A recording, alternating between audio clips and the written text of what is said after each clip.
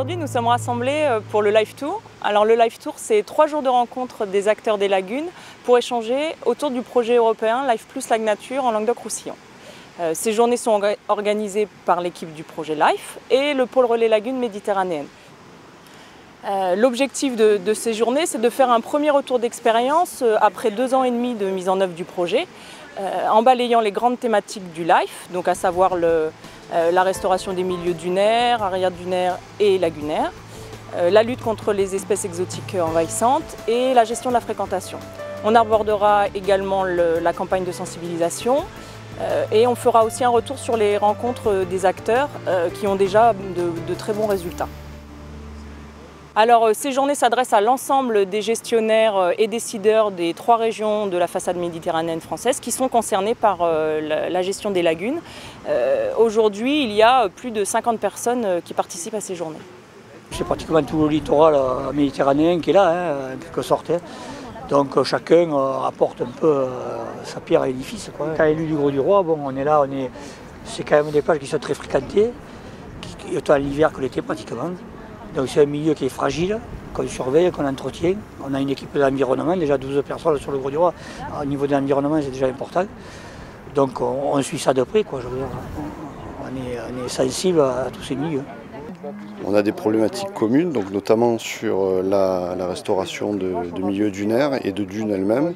Par conséquent, c'est de toute façon intéressant de savoir comment les autres s'y sont pris face aux mêmes problématiques. On se rend compte qu'ils n'abordent pas nécessairement les problèmes de la même façon que nous, et ce sera toujours, à mon avis, intéressant le jour où on aura des soucis sur un problème de végétalisation qui ne prend pas, ou un problème de gestion de la fréquentation qui peut probablement être optimisé.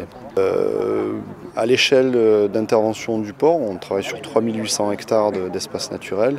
Pour nous, c'est intéressant de sortir un peu du cadre et essayer des choses nouvelles. Donc je pense que les programmes européens, dans ce sens-là, offrent des possibilités intéressantes.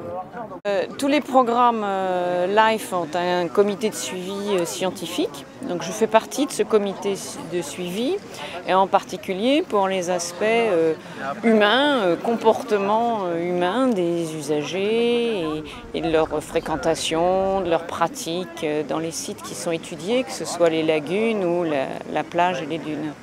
On le voit très bien ici, où finalement ce qui s'est fait dans la commune d'à côté a donné envie à cette commune-ci de faire quelque chose aussi, de réduire l'accès des voitures à la plage. Et ça c'est important parce qu'on voit que ça fait boule de neige et que le programme LIFE a un impact très fort en notoriété et en gestion de l'environnement.